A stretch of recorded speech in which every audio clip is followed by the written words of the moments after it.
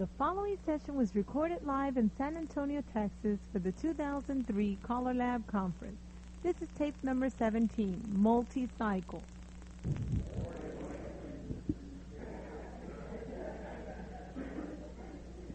You know, Steve, why don't you take and maybe distribute some down the rows for me?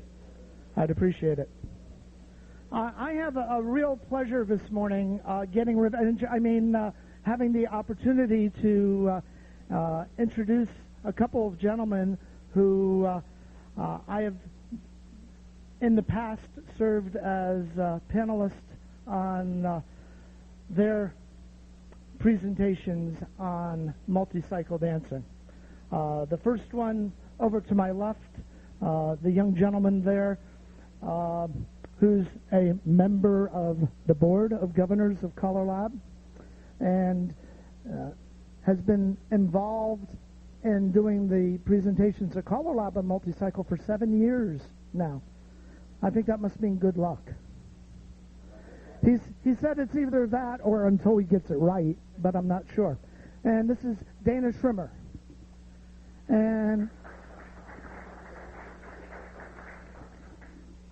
on my right, I was on the panel that he ran for NECA, which is the New England Council of Callers Associations. And Chris had brought in a gentleman who's hiding back in the third row who went, yee-haw, yesterday about finishing off his time on the Board of Governors, and certainly a past chairman, Mike Seastrom. And he brought him out, and then the next year, what Chris had done is he brought everybody in New England who was doing a multi-cycle program so that the other clubs and callers could see what was going on. And for those of us who do multi-cycle, it's really an exciting time.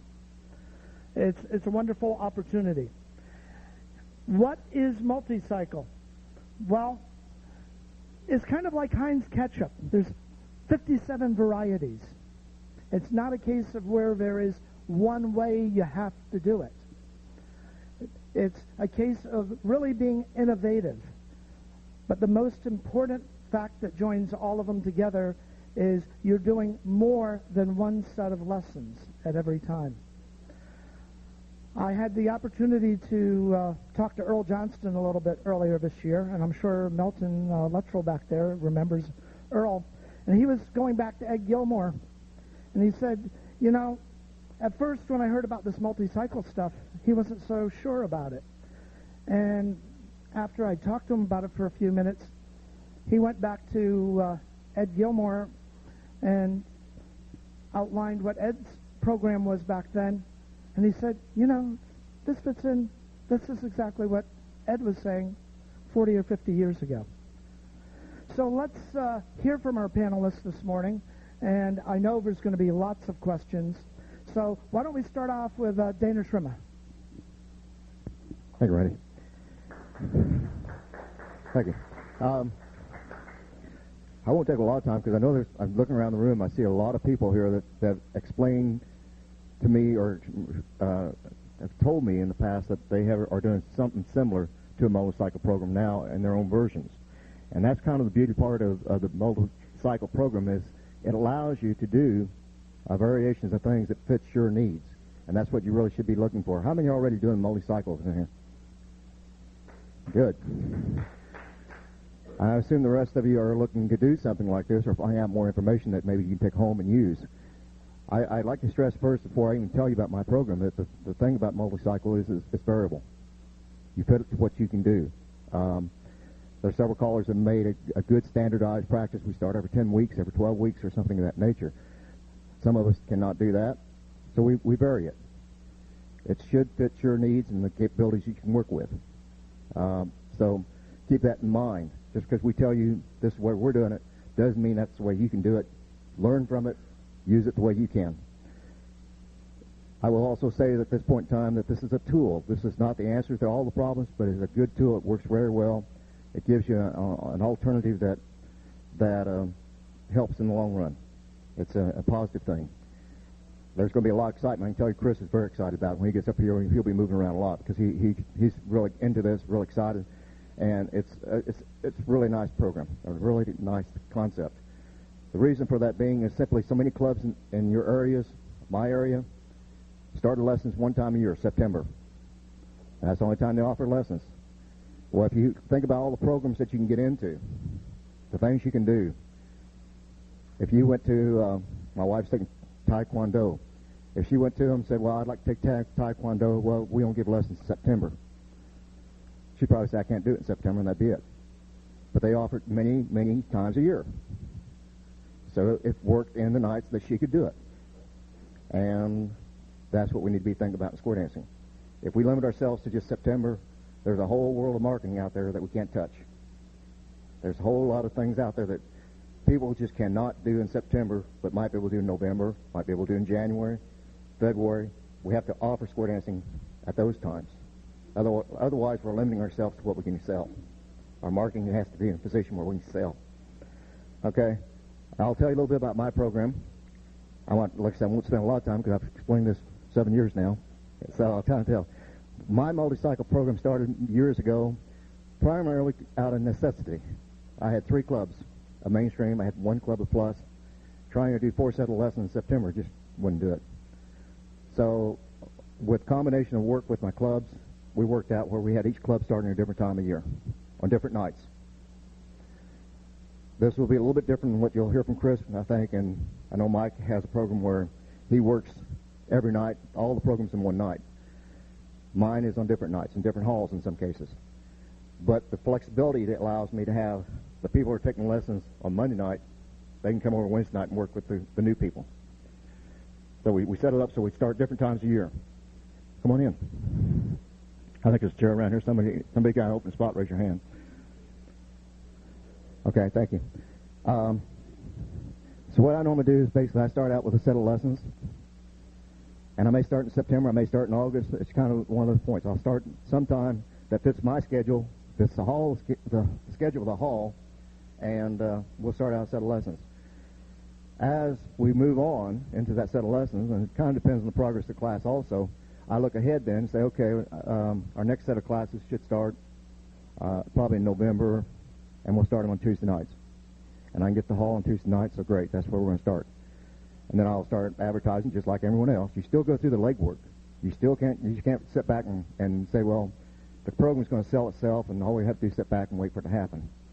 It still takes the legwork. You got to get out and market it. You got to get out and find ways of getting people into lessons. So we'll start getting the word out. We're going to start lessons on Tuesday nights. We start telling the group that's taking the first group from, let's say, Sunday night, we start telling them, hey, we're starting a group on Tuesday night. Bring your friends, bring them over. You can come and be angels.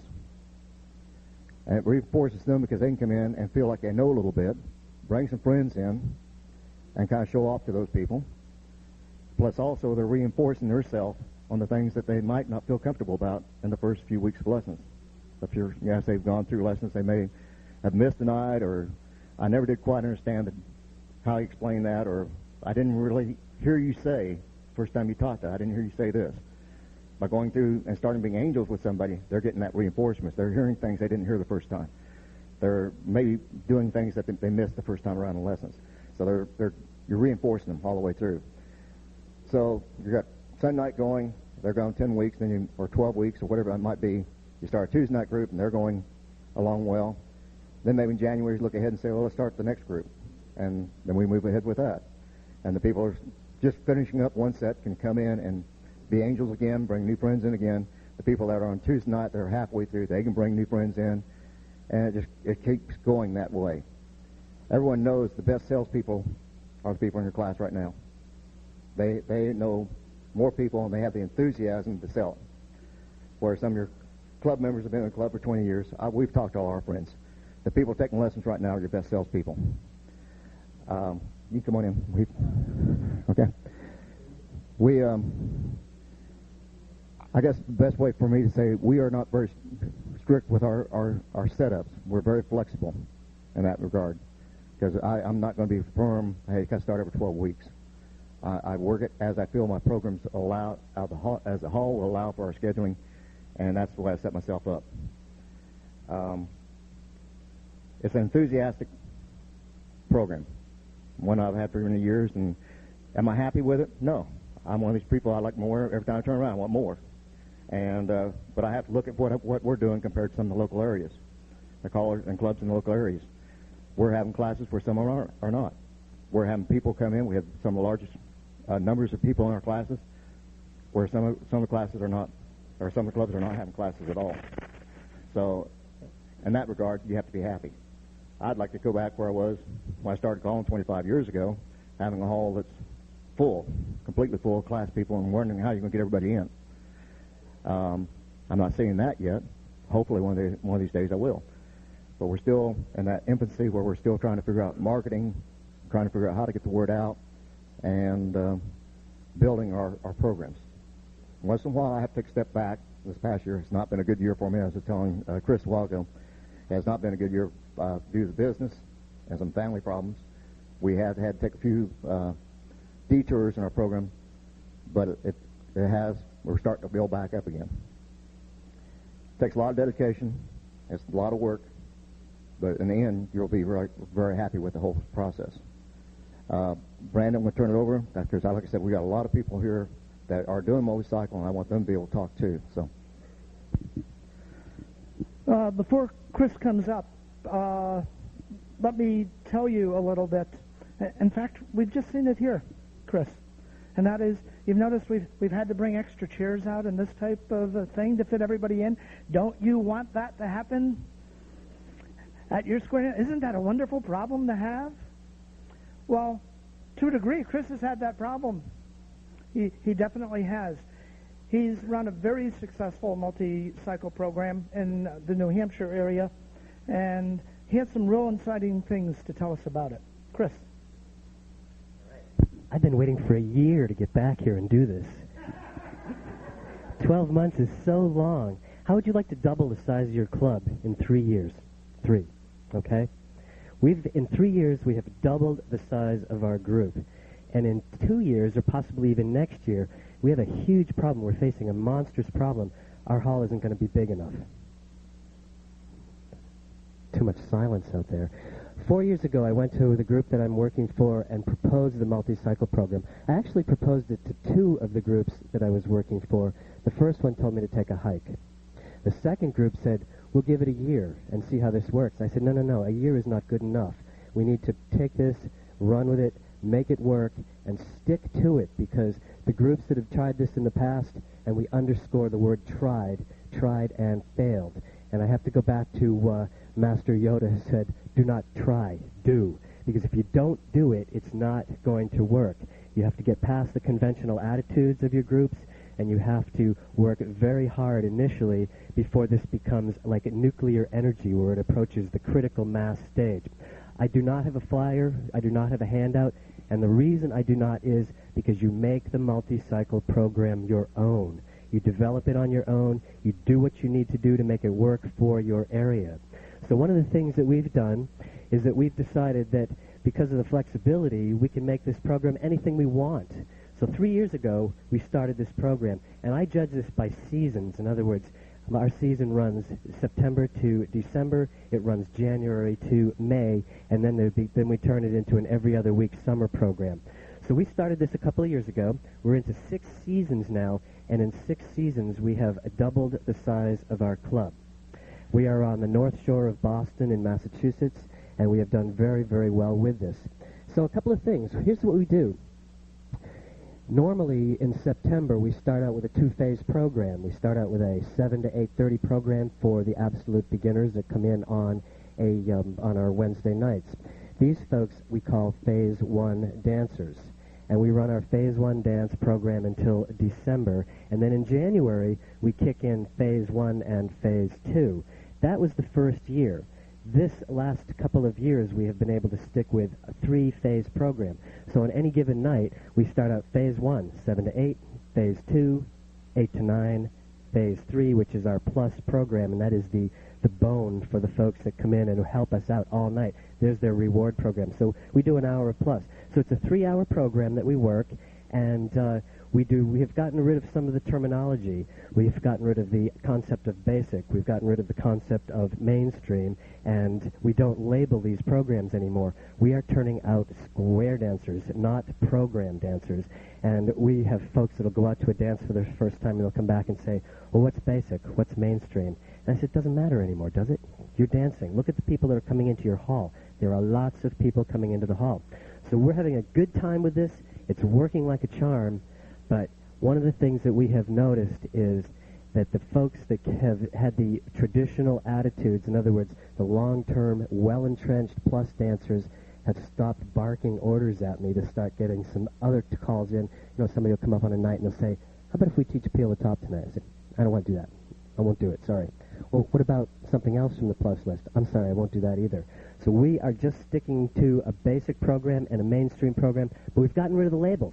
We've gotten rid of the labels, and I really think that that's important too.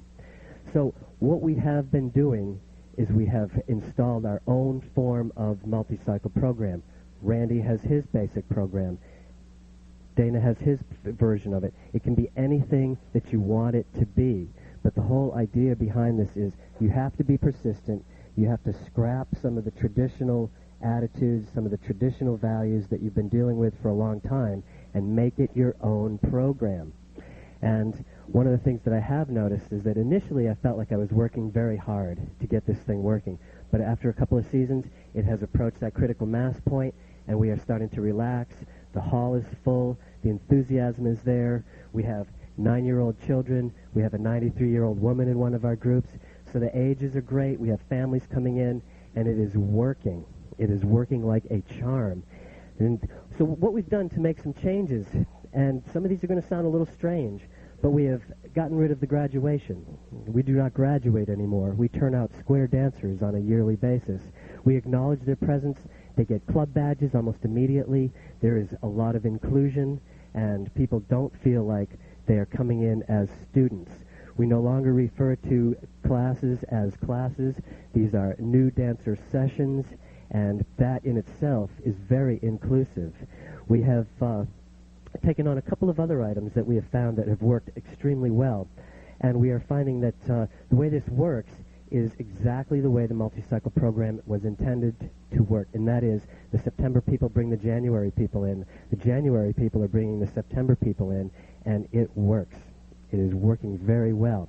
We have a couple of other things that we're doing that works pretty nicely too, and one of our best ways of getting people in for the January group is that we have started to hold a New Year's dance. And the New Year's dance is not a club dance. It is, in fact, a recruitment vehicle in disguise. Our September people are asked to invite friends and family and even people they don't like, maybe neighbors that they're not getting along with. And they come in to the New Year's dance, and I run like a 1, 2, 3 kind of thing. We do a intro for people who have never danced before. We'll do a tip for people who are in our September group, and then we'll do a little thing for the people who have been dancing for years and years. And we alternate that through the night. Guess who shows up 2 weeks later at our beginning lessons in January? The people that were at our New Year's dance. And for the last 3 years, we've been able to get at least 10 to 12 extra people in as a result of that per class. We're no longer advertising, really. It's strictly word of mouth, and we are approaching fast that critical mass point. So this whole thing is whatever you want to make of it. It's whatever you want to do with it. But one of the things that we try to do is make sure that people are welcomed immediately, included in the activities, and we make sure that they have a good time. And I know that when I drive home holding one eye open on Wednesday night, trying to stay awake at the end of the night, that I've done a great job. I keep the enthusiasm up. Everybody has fun, and it is working like a charm. So, at this point, we would like to chat with you folks and see what your ideas might be, see if we can share some ideas, because this is an open forum as well. And I will handle the mic, and we'll look at that. Here's a quick comment. Yeah, a couple things I did want to mention. One beautiful part of this program we pick up all the time is somewhere through the process of a class moving on, you'll find somebody that, well, we used to dance 3 or 4 years ago. We want to get back in, but we don't want to go all the way through lessons. They can pick the time they come back. recycle is a big part of our program. We pick up a lot of dancers that used to dance but don't want to go all the way back to learning how to swing the do-si-do and don't really need to, but they want that comfort zone of going back and dancing a little bit. Also, the beautiful part of our program we're finding more and more is that transition going from lessons into the club is scary for new dancers. This type of program allows them a comfort zone. They can always go back and be angels, kind of go back and dance a little bit and in their own atmosphere, the lesson, the Learn to Dance program. They're there to learn, but they're also there to just keep their comfort zone.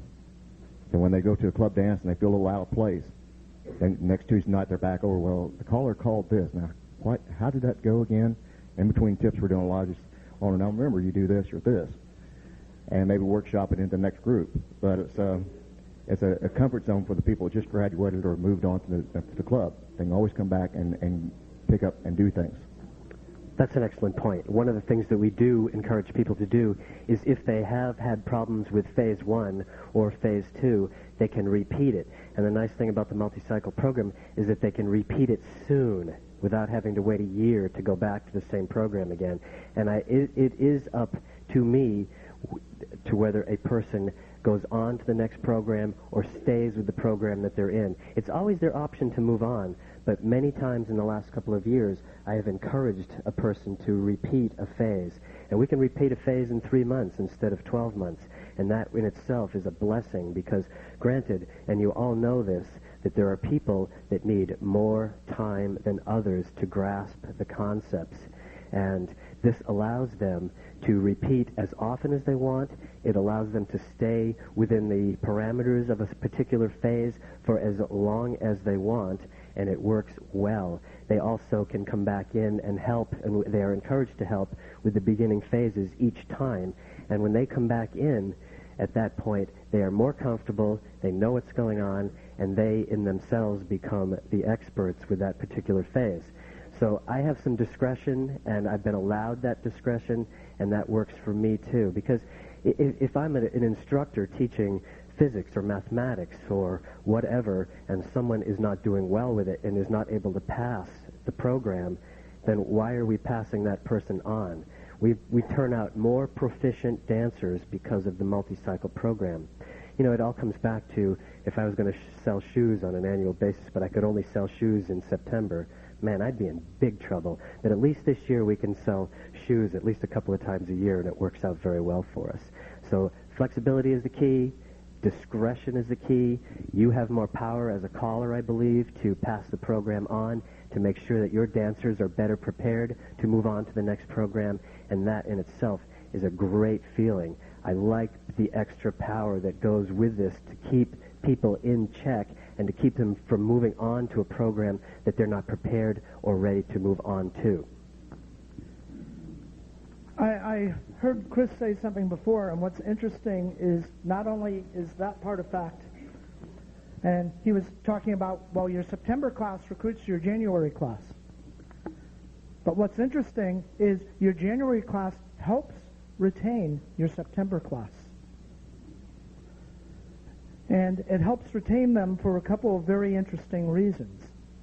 One is they recruited their friends to come here. They don't want to leave their friends. And another factor that happens is they come in, they angel, and then they stay for the cycle where they're really learning something. Actually, they're learning something in both cycles.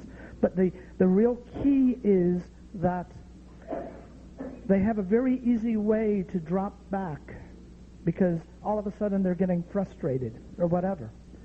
Well, they don't stop coming. They come every week. They just don't stay that extra hour. But the real key is that we still have them in the program. I have one lady who has been doing Cycle A with me 4 years. She's never going to move. She enjoys where she's at. She now has this opportunity. But the big thing is she's still out there recruiting for us. Before we literally push these people out the door. Because, well, if you can't keep up, you know, you're gone. But we now have a place for a person like this who has a good time, who's out there actively recruiting for our activity. And the fact of the matter is, going back to marketing, if we've helped them out the door, they're no longer not only pushing us forward, but they're actually negative marketing for us. Oh, well, those square dancers were nasty to me. You know, we need more positive marketing. And I'll pass you to Mike in 1 second, and I want to make sure that Patty talks. I want to make sure that Mike Seastrom talks this morning, because they're two very active leaders, and we have some other innovations that you might not think of right off the bat. So the key to me is that the retention rate becomes higher. We have more than one entry point, and in general, square dancing has been in a downward spiral. But what we have found is by going to multi-cycle, it's in an upward spiral again. We have clubs around us who are dying. And they say, well, what are you doing? And we tell them, oh, well, that wouldn't work here. And that is the biggest problem that you have, is resistance to change and general negativity. And I think as we get into the discussions a little bit more this morning, we can go into some of the ways we deal with the negativity. Please make sure that when you talk on the microphone, you introduce yourself. This is being taped. And it's very important that you wait to get the microphone, because it's really wonderful. You hear these great answers, but you don't know what the question was. Good morning. Eric Henderlock, Moderator, California. I just wanted to comment that we have a similar program on the West Coast that Chris has, virtually identical to everything that Chris has mentioned. We have three classes in one night. We're 2 levels of beginners and then the plus at the end. What I wanted to comment was that at first when we started the program, that the plus dancers were, there was the resistance and negativity. They weren't sure, and they didn't want to, be angels, do all this stuff. A paradigm shift has occurred in the club, such that we danced far more people in those first 2 sessions. By the time, the newer dancers, the last mainstream people, it's just plus at the end. There's far fewer dancers at the end. So they're just far more excited to dance with all the people in the hall. The shift has occurred, so now they're very happy about the multi-cycle because there's so many people dancing at this point. That's one. Second, they've actually gotten to the point, I don't know if it's true for many of your clubs, but for a lot of clubs, there's a requirement before you join the club to dance at the level of whatever the club is, whether it's a mainstream club or a plus club, and it's usually in the bylaws, once you've graduated from a class. They've actually gone through the process of changing it in the bylaws to allow all the class members to immediately become club members. And as Chris pointed out, we do the same thing. We give them badges like the 3rd week into it. They have a full club badge. So there's not a club acting upon the newer dancers. The newer dancers are part of the process that creates their multi-cycle class going through. So it's not a 2-class society or two-tier setup. It's really everybody's involved from the beginning.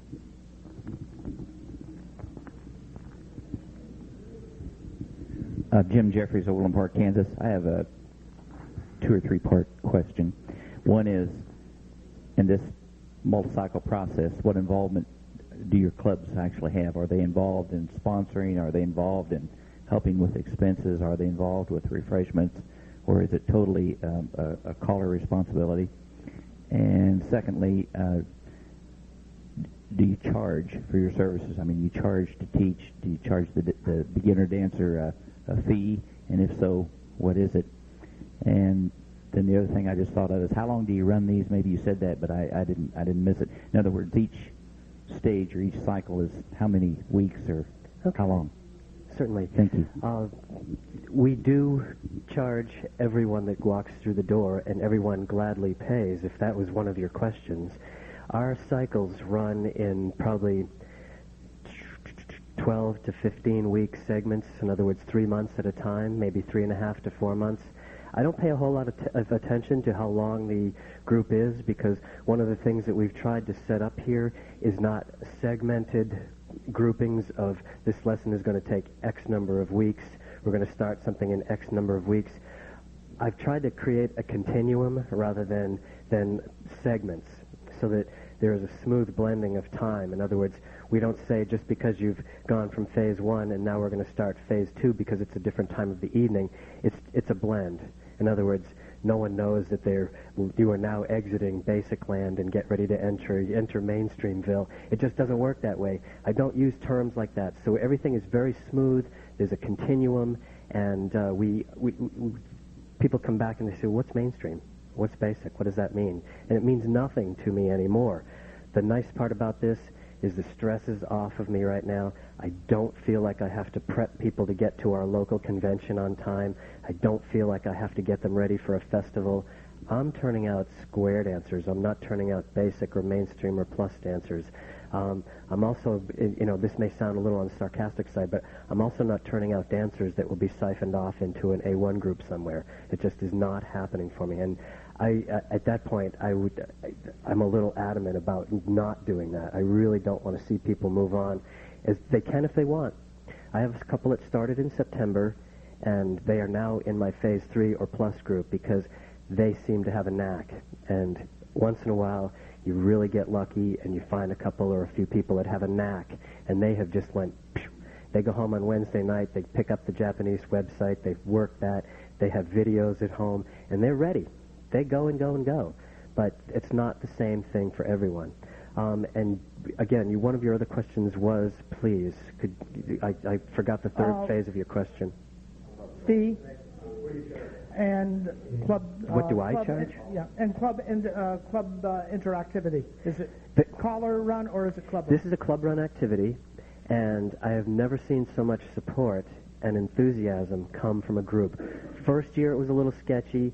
Second year the lights started to come on. And the third year, it was like a flash bulb going off in your face. The people looked around and they said, good Lord, look at this hall. It is full. It is bursting at the seams. And I said, man, that's a huge problem. We're going to be in big trouble in a couple of years. But this is what it's worked out to. I'm going to just step aside very quickly and talk about what I do with regard, or what I get for money. And I'm not going to talk about dollars, but I'm making more on a Wednesday night at my Multi-Cycle program than I see on a regular dance night. I get a flat fee, and the club splits the gate with me every Wednesday night. And that's working out pretty nicely, too, because I have a 200-mile round trip to get to this group on Wednesday nights. So for me, it's a long drive, but I have not admitted this to them, but I would probably drive another 50 miles for half the money. He still had a couple other pieces of his question in there. Why don't we have several? But the real key here is he wants to know what does the club provide for services, if any, at their program, and what fee do you charge? Now, I'm going to answer that real quick for myself. We charge the same fee we always charge. We charge $5 a person. And some of your initial reaction is, well, yeah, but they usually get 2 hours or 2.5 or 3 hours. If you go to any adult education program, you're going to get an hour or an hour and 15 minutes. And for $5, that's a deal. And the fact of the matter is we have to remember that we're not selling to an already established square dance population who expects the price to be low. In fact, I think as an activity, one of our biggest mistakes is that we undervalue ourselves. And when people look at the price point, they say, and I hear people say, well, square dancing's really cheap. But that has connotations other than expense. I'll say, well, it's an extremely good value. But I'm not going to ever say that square dancing is cheap, because it's not. We fell into one thing one time with a recreation center. They called me wanting to know if I do put square dancing on their program. I said, sure, we'd love to do that. The guy says, okay, we need to work out what do you want to get paid. And I'm pretty open. What do you want to pay me? And he said, well, we're going to charge people $10 a night per person. And I said, I don't think we can sell square dancing that way myself. And he said, well, we're going to have to charge that in order to pay your fee and we use the hall and so forth. We finally kind of came around negotiation, and I donated my time. They donated the hall and the advertisement. And what we did was we put a can out on the table. They had no problem with that. We put a can out, asked for donation. Nobody sat there. Nobody told people, you got to pay when you come in every night.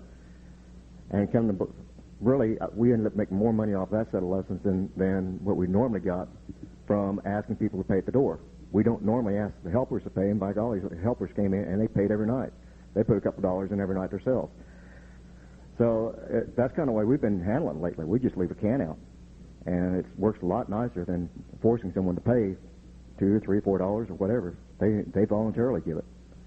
And maybe one night they won't give you $1, next night they give you 10. They know what they have in their pocket, and they pay you that way. And to help, as you're saying, the clubs, when I first started, a lot of it was on my own. But we have 3 clubs that really work well together, so when we have one club lessons going in helping with another club lessons, they don't try stealing people, and everybody knows that. And it's just a matter of they work well together and communicating back and forth. The clubs, in essence, are help sponsor the lessons. They help advertise it, but I'm in charge of lessons. Okay. I'm going to ask Patty to talk for a couple of minutes. Patty has a completely different way of doing multi-cycle, and yet it still fits into multi-cycle. The key here, I think that we're talking about more than anything, is like anything else in life and business, if you don't change, you die. And this is another type of innovation. And the key here is we have to start thinking outside of the same box we've always been in that says we start in September and we end in June, and if you don't make it, goodbye. Hi, I'm Patty Ping, and I'm from Pensacola, Florida, and I doubled my club population in one weekend. I had a weekend class, and it ran Friday night. I ran a 3-hour session Friday night. I ran 3 2.5-hour sessions on Saturday. No session Sunday morning. That's for church. Saturday afternoon, I did a 2.5-hour session. Sunday afternoon, a 2.5-hour, and Sunday night, just a 2-hour session, because by that time your brain is wore out, as mine was. And it worked well. I taught them. We got them through. I did this twice. I'm going to use the term basic and mainstream just so you kind of know how far I got. The first time I didn't quite make it through the basics. We had one person who couldn't make it Friday night, so you kind of had to do this review thing Saturday morning, but it was a young 16-year-old boy, and I didn't want to turn him away. So what I did was I invited them to my club on Tuesday evening, and the club, their eyes were just bulging. All these new people were walking in the door, and they were just happy. It is a plus-level club, but they were quite happy to dance at the basic level for the first hour, and then we switched off plus mainstream. And for about 3 weeks we did that. Then in that time frame, I got them through the rest of their basic level things. Then I had a Saturday all-day class, taught them the mainstream level, which they picked up in one day, basically, and they are now dancing mainstream at our club, and I've done this again. I have my 11-year-old granddaughter went through the class, and she's just having a gay old time. She just thinks it's great. And we still have our 16-year-old boy there. We had a 19-year-old boy go through the class because he is going to join the military. His parents were in the military. He saw how they danced all through the world, and he wanted to do the same thing. So he went through the classes, and now he is going into the military and hopefully going to be square dancing. I am going to have another session like this in May. It works. I had a lot of people who said, it's not going to work, it's not going to work. You know that routine. I showed them it works. Thank you, Patty. Mike Callahan had a question. I guess Mike Callahan from New York. I guess my question is, how do you get rid of the negativity of the establishment that you're going to run into, and also what do you do with single dancers in the class? Do you want to comment on that? First of all, I ignore the naysayers. I just turn the switch off. And after a while, the naysayers have become yay-sayers because they have realized that the future of the survival of their group is dependent on the program that we've chosen to put into the club. Attrition is going to take place no matter what you're doing. Just because we have a large group that comes in each time does not mean that we hold on to everyone. Good question. We have a fairly good-sized club to begin with. There are people that will never show up on a Wednesday night because they know that they have to dance with new dancers. But we have a solid core of extremely supportive dancers that come in, and I would not even want to guess as to how many times they've had to run through that Phase 1 list, but they do not care because enthusiasm more than makes up for the potential boredom factor. And I don't even think that there's a boredom factor anymore. I really don't think it's that way. I just think that people come in, they have a good time. This is a social night for them, and that brings me right into a totally different subject. Wednesday nights have become the primary recreational dance night for a good number of the Multi-Cycle folks. They don't have the time to go on weekends because of family obligations, other commitments, but they do come in on Wednesday nights. Wednesday nights is their dance night. It's the night they get out with their family. It's the night they take a date out. If they bring their family in, they bring their dates in, they bring their husbands and wives in, and it becomes one of their recreational nights for the evening.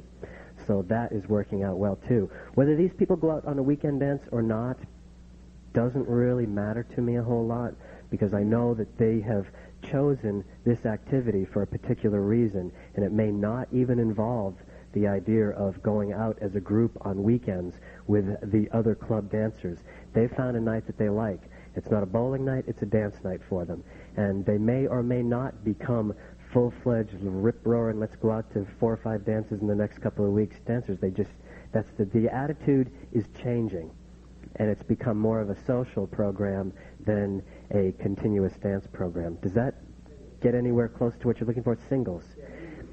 We do have singles come in all the time, but I am very fortunate in that the group that I am working for, that has never been an issue. We have some very generous people with their time. We have single men and we have single women, and they come in and they're split off into partners with everybody, and everyone changes partners constantly through the night.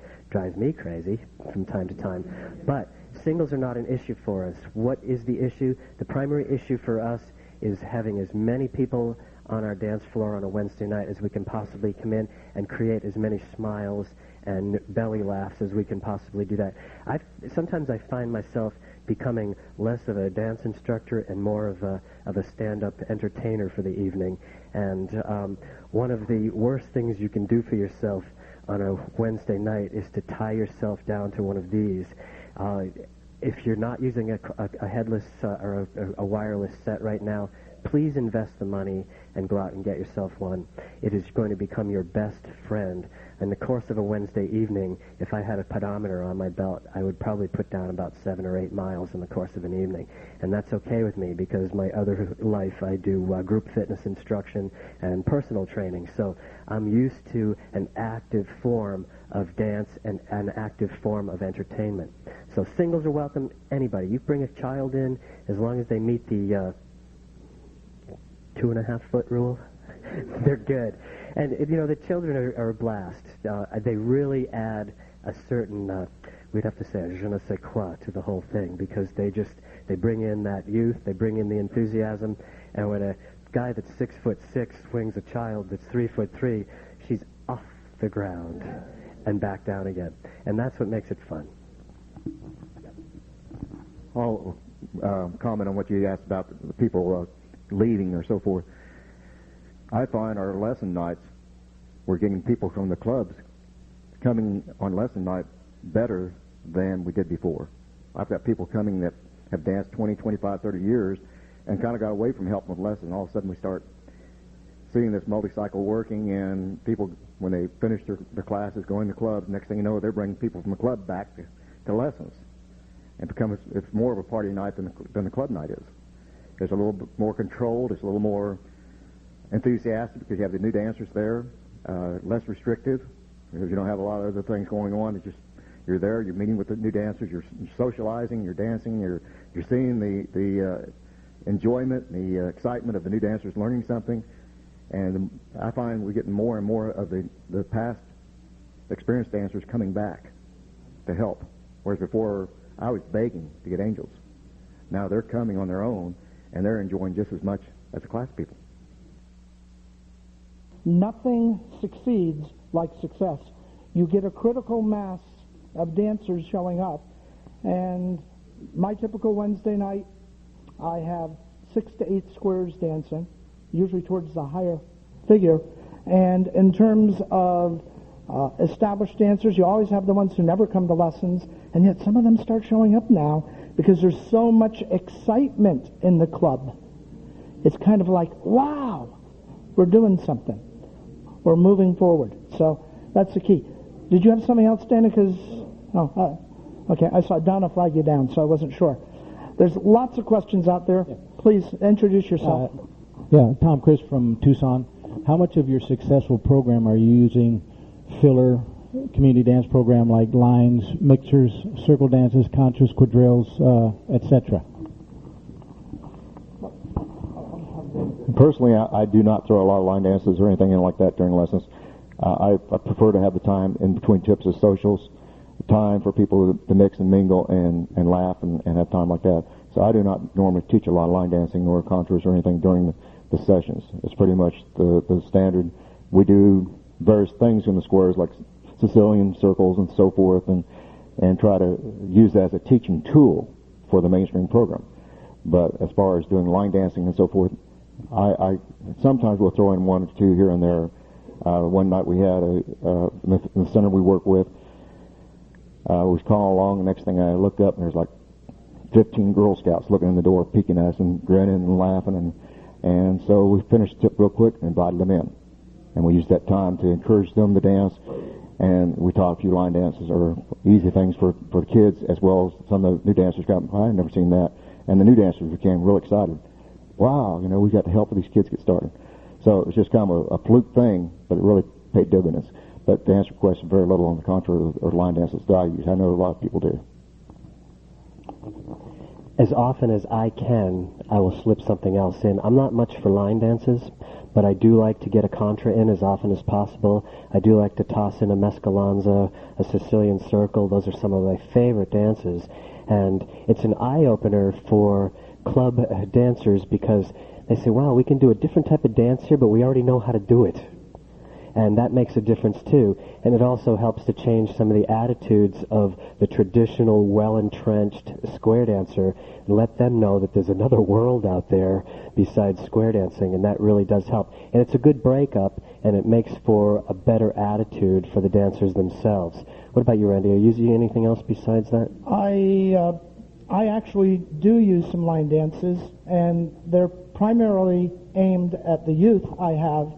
But that's one of the key issues I want to talk about. And then I want to get Mike Seastrom, who's really... I wouldn't be here doing this. You probably wouldn't be doing it. I don't know that Dana would be doing it if Mike didn't get it going for us first. But every single multi-cycle group that I know about in New England, or actually in the Northeast, that has existed for more than 3 years, has seen emergence of children and youth in square dancing again. And other places you don't see it at all. Every and teen club in New England, I'm not sure what the causative factor is, but it has something to do with the level of enthusiasm and a different culture that develops over a period of time. But youth are a key to a long-term success. There are no more teen clubs in New England. They faded within the last few years. By the way, in New England, if you eliminated all the callers who started as teens, we probably wouldn't have an activity. We have a couple of quick questions up front, too, that I want to get to as soon as possible. Okay. So. I want to make sure we get Mike. Yeah, please. Very important. Thanks, Randy. As you can see, these gentlemen everybody uses a different form of this program, and that's what's so neat about it. You can take your existing program and just tailor it and tweak it a little bit to make it into this multi-cycle thing. The key is you start multiple times each year. You use your existing brand new dancers as your primary recruiters. When your next phase is going to start, you just go ahead and really work on those, announce those to those people that when your next phase is going to start. We hand out little business cards, and it has our entire all the information about our class throughout the entire year on this little business card. So your dancers have a vehicle in their pocket or in their purse that they can just hand out when they're talking to people. It's also good for one night. So anytime these people come, they come on in. When they start, they got like a ticket to come on in. They've got the information there. It's a neat vehicle. If you haven't used those, I would strongly encourage you to develop a business card. I know there's a number of them out there. The question about doing something in between, if you're a caller that's comfortable with doing something in between the tips, whether it's line dances or country western dancing or contras or whatever, add them. If you're not, you don't have to. You can tailor it to fit what works comfortable with you. I think the thing is each of these gentlemen have discovered is that your hall is full. And we have anywhere from 8 to 12 squares on a Tuesday night. We're fortunate enough to have an air-conditioned hall in a church, so we go all the way through the summertime. People in our area know that every Tuesday night our club's going to be dancing there. Very often, clubs in our area who don't have classes recruit people into our group, knowing that when they're done, they may join that club. So it's benefited the clubs around our area. One gentleman asked, "Is your club involved?" My club is definitely involved in it. We have 2 class coordinators. We always have a couple that volunteers to bring refreshments. We have refreshments, and we make a big old table in the back, and that's a big social thing in between the tips. Some people just go back there and eat between the tips, and then they come out and dance again, and go back there and eat. If it's a holiday of some sort, a St. Patrick's Day or what, we have decorations. We make it a dance. We call them new dancer dances or new dancer sessions, as Chris said. I'd say we have 4 squares of angels that come out from 7 to 8:30. I do phase 1, which basically takes my group usually halfway through the mainstream program. We're a plus destination area, so I take them halfway. The phase 2 runs about halfway through the mainstream program to the plus program. I have dancers that have stayed on my Tuesday nights for 3 or 4 years. They don't go on. I have club members that work with the new dancers for a number of years, and then maybe they go on into round dancing. I try to encourage them that way. Some end up going to advanced dancing. But so over the 8 years that I've been doing this program, I've seen people come in and go on, and I encourage that. That's okay. That's just part of the cycle of people dancing. But the key is your new dancers are coming in. They usually stay around and help an angel out. Their enthusiasm is there. It's a neat program. And you hit the naysayers, and like Chris says, you just ignore those guys after a while and say, go away. You can't argue with that success there. I think Lanny and Mike have a neat program going. I think Buddy and Will have a neat program going that they're sharing. If you ever have a situation where callers can share, that's a neat situation too. It's so flexible. It's been going on for a long, long time. I first heard about it with Daryl McMillan, I think back in 1988. He had a program he was doing every 10 weeks. Boy, it just opens up your eyes to offering our product more than once a year. And the enthusiasm and the number of new people coming in and the fact that you're opening up. And we recruit the same thing, like Dana was saying. You try to get out and do the same thing, but you find after a while you build this momentum. It took us 2 years to build momentum. But you get in there and you say, we're going to do it. It really makes a huge difference. So get out there and do it. And I'd encourage, if you guys, you got something to say, Chris? No, I just said the pressure is off for people to move along through programs too. It really is, and it's so nice if somebody's having a little bit of a problem. I was always uncomfortable with asking somebody that well, maybe you can join the class next year. So now you can just encourage them to stay in that phase. There's no race to get done, and these people have a good time, and they don't mind coming back and staying comfortable with what they're doing. And you don't have to tell them to go away. You just keep them for however long, couple of years, 3. If it takes them that long to get through the program, that's okay. But if they do not want to, they do not have to move on. Exactly. And that's an important key, too. And somebody asked cost. We charge, our normal dance fee in the LA areas is $5 to $6 a person. We charge $4 for our class. I don't know that that's important either which way. Whatever economically you need to do to pay for your hall and make it work, that's fine. It works out good. So. And again, I'd encourage any words from Lanny and Mike. These guys have a neat program going too. Yeah, Mike Hogan, Omaha, Nebraska. We actually learned about Multi-Cycle. Lanny and I did at the Kansas City convention, and just thought all of the mechanics of it would work so incredibly well that we wanted to go ahead and do it at home. Our situation at home, Lanny travels a lot. He's retired, but he does a lot of traveling. I basically do my traveling on the weekends because I hold a full-time job and I raise children, and I also happen to have a very nice wife. So sometimes she thinks I forget about her. And what we found was that we just didn't have the time to dedicate a Wednesday night, Thursday night, whatever it is, every single Thursday night for really, when you get this going, for conceivably the rest of your life, or the rest of your square dance calling life anyway. And you think about that with the time demands that we have. From the marketing side, there's a time crunch out there. Everybody is time deficient. They just don't have the time to get it done. So what we did is we said, you know what? I'll bet if we did this together, we could make this work. Because the nights that he's got a Thursday night dance, I do the lessons, and the nights that I've got a Thursday night dance, he does the lessons.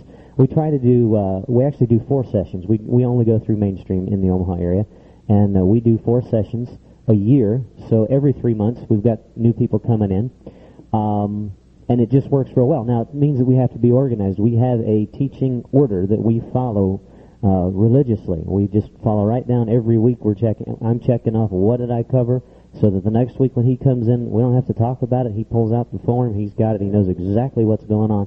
And we sat down and worked it out, and it works extremely well for us. We talk about the economics of it. Our clubs have, for several years, we're getting two couples, and just weren't able to really hold classes. By the time you pay $25, $30, sometimes $50 a night for a hall, pay something to the callers for teaching, it just didn't work. We just started our 22nd session since we originally began. We're normally running anywhere from 8 to, I think the high was about 25 or so people in a session. We have 2 sessions a night. We're charging, I think, $4 a head each night. And what we have found is that our evenings, our dance, our beginner class has just about as many people in it as we have at many of our dances. The halls are being paid for. We're taking whatever's left after the hall rent is paid for. I think we had one session where we basically broke even. And generally we're making as much or more than we would have from the old system. And if you take a look at 22 sessions at 10 nights and all that expense, I just did the quick math the other day, and it came up to something like $12,000 of expense for our clubs, and they haven't had to pay a penny of that. That's all come from the dancers that have come into our classes. That kind of expense would have bankrupted our clubs, and we would have very little square dancing going on in Omaha. So sometimes you kind of run into a situation where you don't know how to make this thing work. Just think out of the box. You know, if you're really busy, get a partner. All of our clubs, he's got a mainstream. Actually, he's got a mainstream club, 2 mainstream clubs, and I've got one in the Omaha market that they all just bring their people to the class. All 3 clubs participate. We really don't have a lot of trouble with stealing each other's friends. You know, whoever you recruited, typically you support, and that's typically who ends up in your club afterwards. And it's actually, I think it's brought our square dance community together. Yeah, so it's been a great thing. Just a quick comment. You have some questions. We really want to get to those. Our group has done well enough in the last 3 years to establish a scholarship fund for local high school students that are interested in entering health-related fields. So the club has been buying CDs every 6 months. That's how well they're doing. And this year is the first year they're going to be giving a scholarship away for a college fund for next year. Ron Counts, Colorado Springs. I've heard a lot of interesting things here, but some things on attitudes that I think we need to change among the dancers. We don't own dancers. Mr. Lincoln freed the slaves over 100 years ago, and that dancer can go anywhere they want to, and they should be welcome. We should be creating dancers, building dancers that hopefully will come to our dance because it's so much fun, but we welcome them to go other places. And taking that a step further, when the convention, festival, and planners start to put the program together, I think we need to have a place for the new dancer to go and dance and not get clobbered. There's a need for those dancers to bond with somebody, to come back, either bonding to a caller or bonding to the members of the club. And this comment about club badges, that is tremendous. Get them identified with that club. Start including them on non-dancer social activities that the group does. And you're going to keep that person in a lot longer, I believe. Thank you.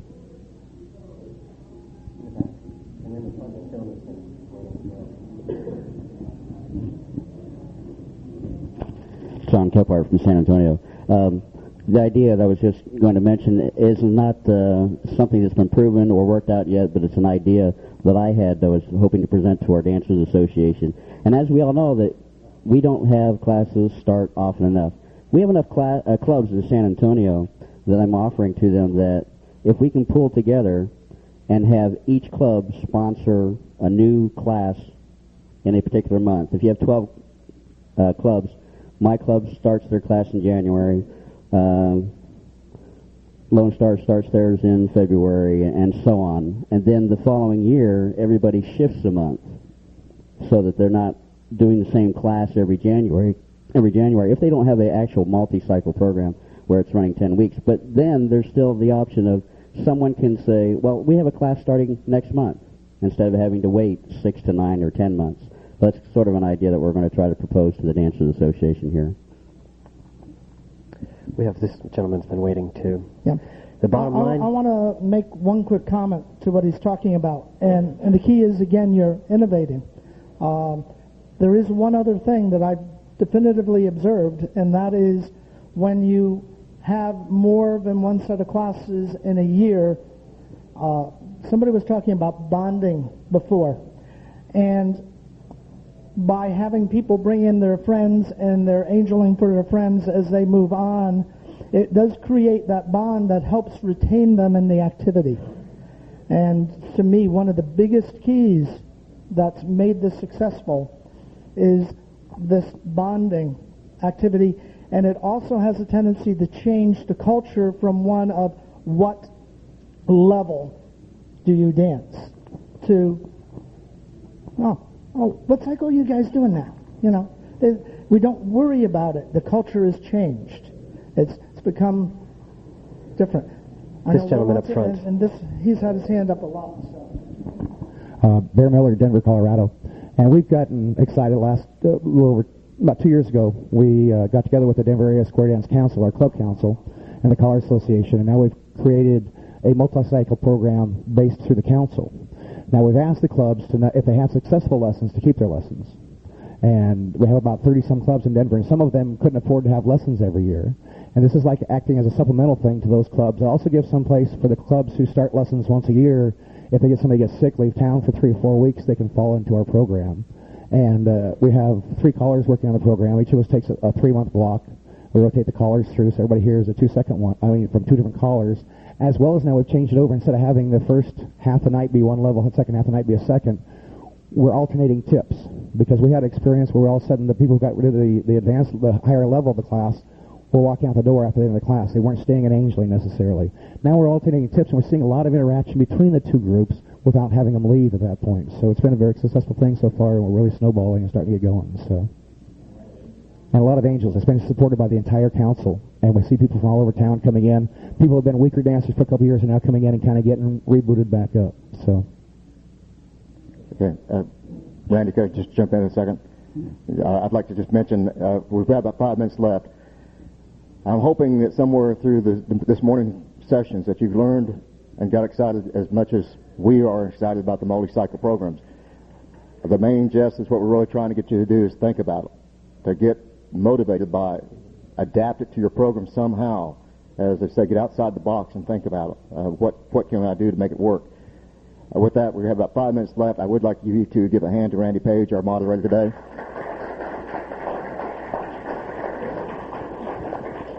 Well, as long as we're doing thank yous, how about a big thank you for Dana? And a thank you for Chris. And we'll still try and get to another question, but I have, over the years as I've done multi-cycle, not quite as long as Mike, but I'm actually catching up to you. I'm finally catching up. I've noticed that multi-cycle is about a lot more than just offering multiple entry points. It's about letting the dancer themselves determine when they will move. It's about allowing a dancer who gets ill to jump back in when they get better. They don't have to wait to next year. I have this thought of square dancing, and I think about, Interstate 5 in Los Angeles, okay? And there are thousands of exit ramps, but you only have one entrance ramp on this highway.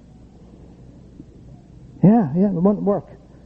I think we have Bill Hyman's hand up back there. Who has the microphone? Oh, okay, well, Will, and then Bill. Okay, Will Eads from Southern California. I work with Ernie Kinney Jr., a.k.a. Buddy Weaver. But Buddy and I started this program together about 4 years ago, and it's through Buddy that he got together with Club and worked it out. But one thing I want to say about someone asked about singles. We do a Phase 1 and Phase 2 evening. We have a singles rotation we do for Phase 1. We don't for Phase 2. We have not integrated that as yet. I'd like to see it done, but we haven't. The singles rotation works very well. Yeah, we have a lot of fellas that come and volunteer to dance with the single ladies, and we have a lot of with the single guys. And they put their name on the board, and they stay on the board throughout the whole Phase 1. They cannot take their name off the board unless they leave the dance. It works real well. That's one thing. The other point I wanted to make is that that class has almost turned into a dance. People come there week after week after week, and maybe you don't ever see them at the club dances, but they love to come there. It's a big security blanket. They feel very comfortable, and it's gaining momentum. We started with about 3 or 4 squares. We're up to about 8 and 9 now, regularly. Okay, and Bill? Bill Hyman from New Hampshire. As you know, I have taken over control of the dosado.com website, which was founded by Rob French in 1999. We took it over I took it over in 99. I'm sorry, he started it in 94. We get 1,700 unique visitors to that website today, and one of the things that we put on it a long time ago was 2 or 3 articles by Mike Seastrom on Multi-Cycle. Nasser Shoecare had an article there. We have the traffic on the site, and it's yours to use. It's absolutely free. Obviously, the purpose of the site is a community, not-for-profit page. The sole purpose of the site is to promote these kinds of things. The theme of this convention is winning ways, so if you have these success stories, you should, number one, turn them into CALLERLAB so that they can include them in direction in other media, whether it's on their website or to Tom Rudebach in this case, who just whispered in my ear. And also, if you have success He stories... blew in your ear? I mean... the story, for example, Patty Ping's story in Florida and all that, those are the kinds of positive stories that I've been working very hard to publicize on the website, because you can share that with other dancers. It's a lot of eyeballs looking at that page every day, and the space is yours for the asking, right on the front page. We want to thank all of you for coming and joining us this morning. And Chris has a parting shot. I have one before that, and that is, obviously, you can see the 3 of us are very excited about it. You also saw some other people who are out there who are very excited and have done this program. We would be happy to have you walk up to us and ask us for more information, because we're so excited about this. We just love to talk about it, because it's so great to have a full hall again. I will also say for Chris, there is a pamphlet out by CALLERLAB that has all types of different information about Multi-Cycle. And if you've not picked it up, stop by the home office and ask them for it. I just have one thing to say, and that the Multi-Cycle program is so exciting to me, I am jumping out of my skin half the time. Take the program and make it your own program. It does not have to be our program. It doesn't have to be Randy's or Dana's. It is your program to do what you want with it at any given time. But the bottom line is that it's a blast to do, and you cannot beat the numbers that are working through the program at this point. Thank you for coming in this morning. Thank you. We appreciate you being here.